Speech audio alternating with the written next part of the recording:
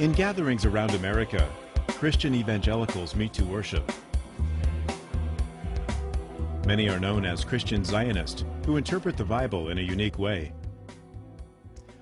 Christian Zionism, or as it's also called, dispensationalism, believes that the Jewish people from throughout the world must all return to the Holy Land.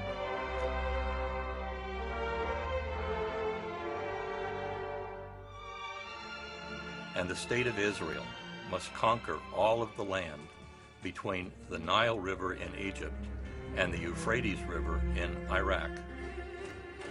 They must blow up the mosques on the Temple Mount in Jerusalem. And for 3.5 years, after they have rebuilt their temple and reestablished the Levitical practices of animal sacrifice, for 3.5 years they will worship the Antichrist. Jesus Christ will return and lead an army of hundreds of thousands and kill off all of the Jews with the exception of 144,000 who will promptly convert to Christianity. A second element is the belief in the imminence, part of an end-time scenario in which the human race itself will be destroyed in a holocaust, inevitably involving nuclear war.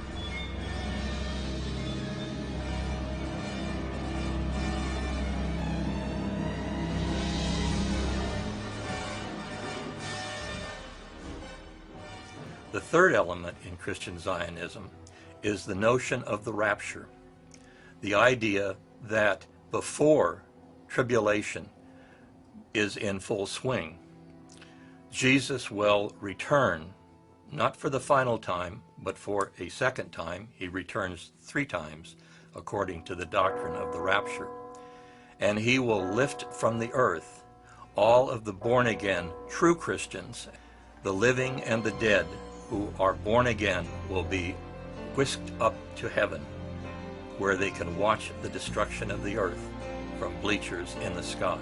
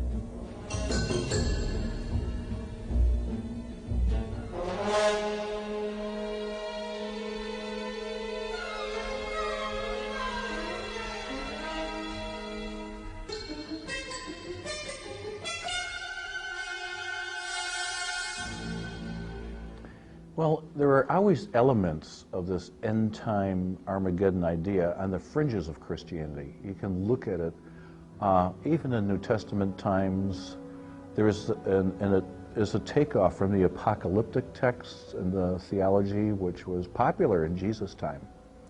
But it never was central, but it remained an element of people wanting to know how the last days are going to be resolved. Often it would pop up at a millennial year. So you can go back in church history. I've done a little bit of this. In the year 900, in the year 1000, there was a lot of emphasis on the return of Jesus in the end times. In the year 1800, it was a very popular year because there was a lot going on in the world. The American Revolution, the French Revolution had just taken place. Europeans were upset, and so there's a lot of focus on the turn of the century in 1800. And shortly after that, a lot of writing and theology developed around the idea of the end and predictive prophecy. And one fellow who caught it a little bit later is this John Nelson Darby, who broke away from the Anglican Church. And he was in a Bible study meeting, and a woman was caught up with the Spirit, and she began to speak about the books of Daniel and Revelation as prophesying the end and claiming, I've had a word from the Lord that we are in the last days and Jesus is about to return. This had a huge impact on a few people who were in that room who saw her as a prophet. And they began to form some prophecy conferences. A former parliamentarian was there and sponsored them at his estate.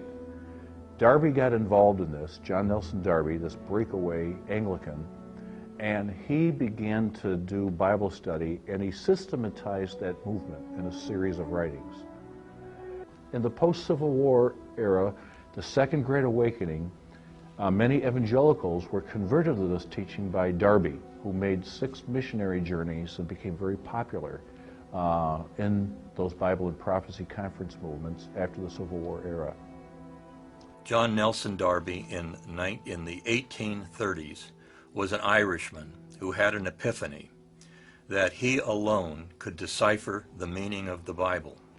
He was a literalist and he was a cherry picker, and he was able to create this hair-raising horror story as a result of his epiphany. And he believed, as did all of the dispensationalists after him, that he alone understood the Bible, and that every other human being and all of the Christians were not only in error in terms of their understanding of the Bible, but they were also under the influence of satanic forces. So what is meant by the term dispensationalism? The essence of dispensationalism, as one might expect coming from gentlemen who hated the rest of the world and were self-appointed guardians of the truth. A dispensation is one of a series of 7 events with the same pattern. The 7th dispensation, and the final one, requires the Jews to return to Israel so that they can be exterminated, except for the 144,000. And then he created this 2-covenant idea, that there are 2 covenants in the Bible. The covenant with the Jewish people from Genesis 12 and in other places is eternal. It's never broken. The covenant with the church comes later, after the resurrection, and ends, according to Darby, with the rapture, where the true born-again Christians are removed from history. Later in the century, Edward Irving popularized the notion of the rapture. And finally, a gentleman named Cyrus Ingersoll Schofield codified the dispensationalist ideology into a Bible called the Schofield Bible, in which he was able to use headlines, cross-references, and footnotes to inject his own interpretation of the Bible into a seamless web that is now used by dispensationalists as the inspiration for their ideology. And then Schofield created, C.I. Schofield created this outline which was laid over the biblical text with commentary and divided the Bible up. And this became the greatest advocacy piece, the Schofield Bible, which fundamentalists and evangelical Christians read, and that's what I grew up with. So I grew up thinking, well, this is what the Bible teaches. From the 19th century up to the latter half of the 20th century, dispensationalism continued to be a marginal doctrine among Christians. However, the partition of the Holy Land in 1948 and the subsequent establishment of the State of Israel seemed to be a validation of biblical prophecies. Then in 1967, facing the threat of destruction by Egypt, Syria, and other Arab states, Israel launched a preemptive attack which culminated in the Jewish conquest of Jerusalem and the West Bank. And this gave credence to the notion that biblical end times were imminent. It began in 1967 with the successful conquest of the State of Israel at the expense of its Arab neighbors of a territory that actually tripled the size of the State of Israel. And this was a turning point in many ways for the Muslim world, the Christian world, and the State of Israel. It gave the Israeli military the kind of prestige that made it possible for the United States and the leadership at that time to realize that Israel was a good place to invest its military dollars as a gendarme for the Middle East. It also, for the first time, mobilized the right-wing section of Israel's society to suddenly regard Jerusalem in a totally new light. Up until the 1967 conquest of Jerusalem, it was not regarded by any element of Israeli society or any of the streams of Judaism as somehow central to God's plan for the Jews. But that was all changed in 1967. In addition, it had effect on the Muslim world. The crushing defeat of the armies of Egypt, Jordan, and Syria, and to a certain extent Lebanon, was extremely demoralizing, and it gave an impetus to Muslim fundamentalism. And so it spurred fundamentalism, Muslim fundamentalism. In addition, it was the major motivation for the development of Christian Zionism. And it began with the publication in the late 60s of a book by a man called Hal Lindsey called The Late Great Planet Earth, in which he essentially cribbed the lecture notes of his mentor at the Dallas Theological Seminary and laid out this long dormant end-time scenario with the conquest of Israel by the Jews and the ingathering there as the central feature of the beginning of the end of the world. The success of his book and the introduction of television and mass radio and the media that became dominated in many areas by Christian broadcasters, and the enormous amount of money generated, and eventually the alliance with the Zionist lobby in the United States gave the impetus to the enormous expansion of this formerly fringe ideology.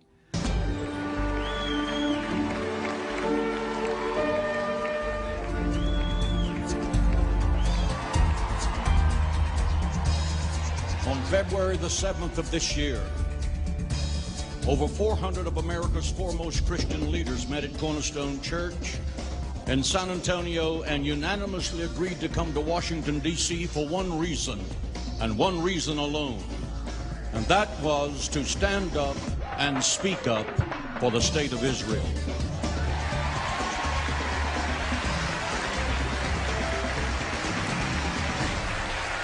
What an incredible gathering of individuals here. This is fantastic.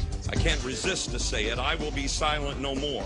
Our times demand it, our history compels it, our future requires it, and most of all, God is watching. 5,000 years from now, we won't remember much, but we will remember this night, and we'll still be talking about it.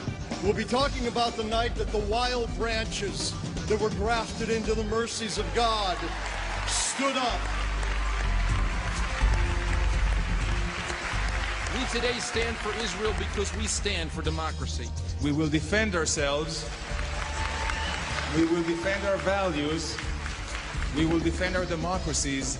And we will defend the Spirit of God, which unites us.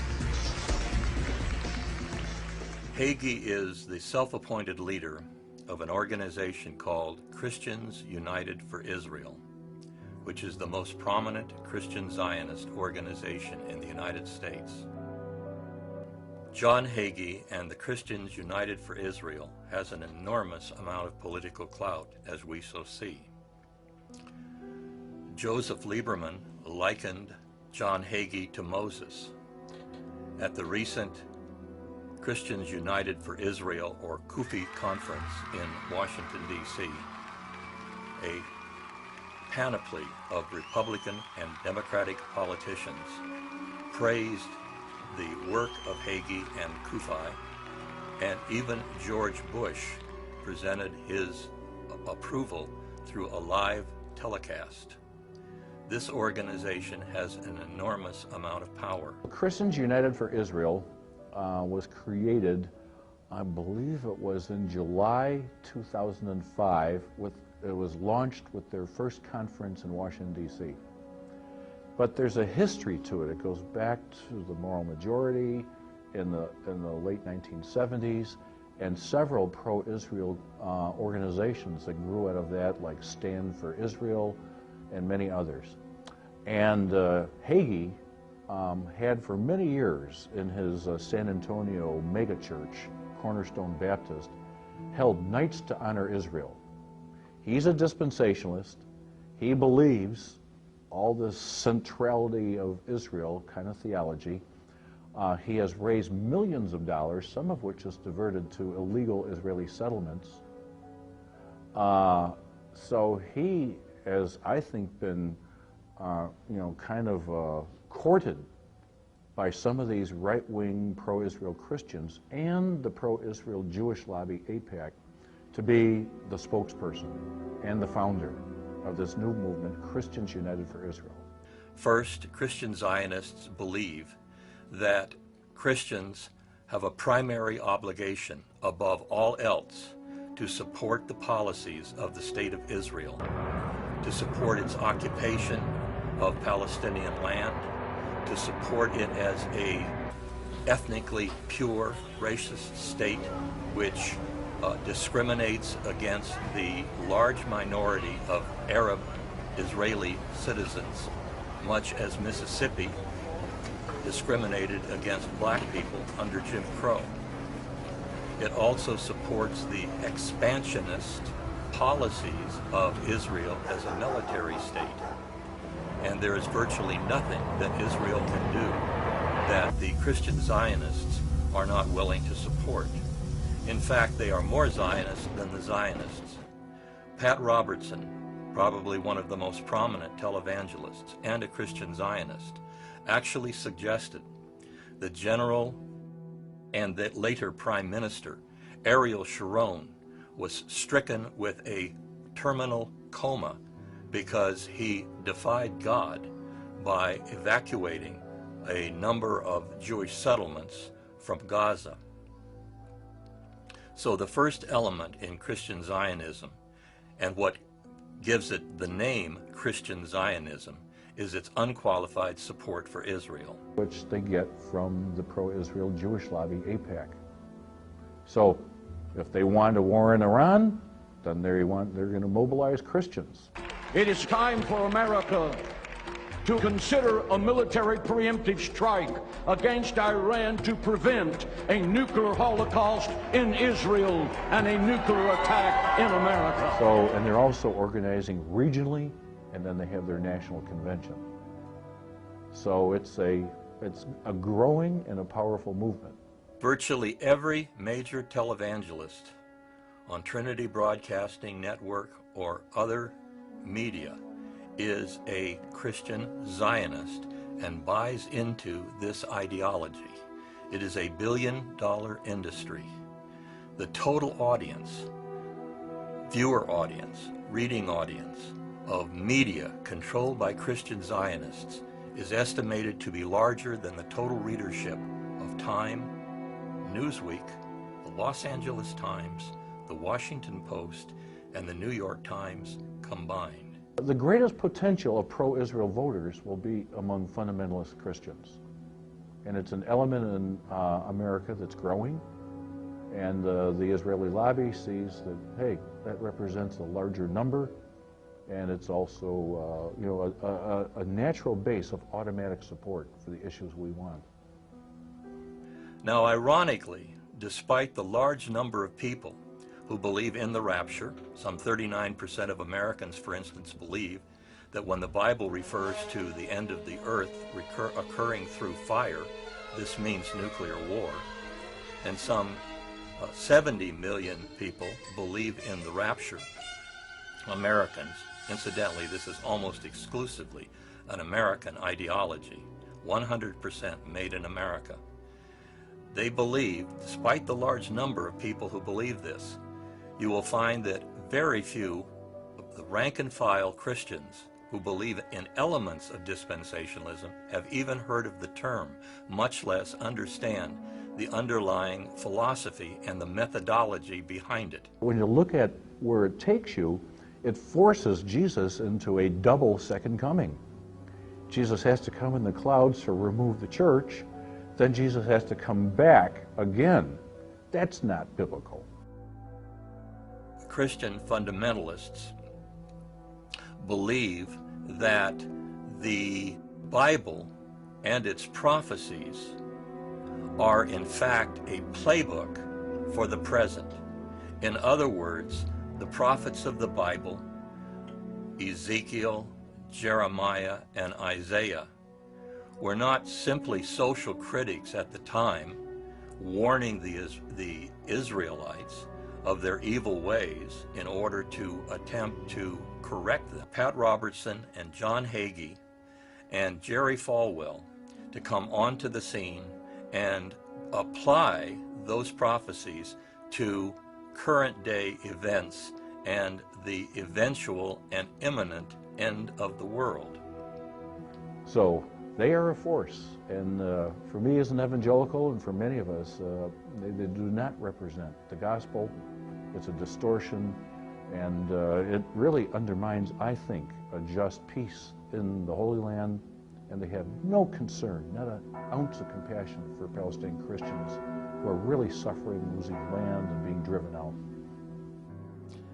Now, wouldn't one expect that the Zionist movement in the United States would be opposed to Christian Zionism, both because of the fate that it dictates for the Jewish people, but also because of its ideology, which traditionally, going back to Darby, has believed and put forward unequivocally that God created Christians and Jews to take different paths through their history.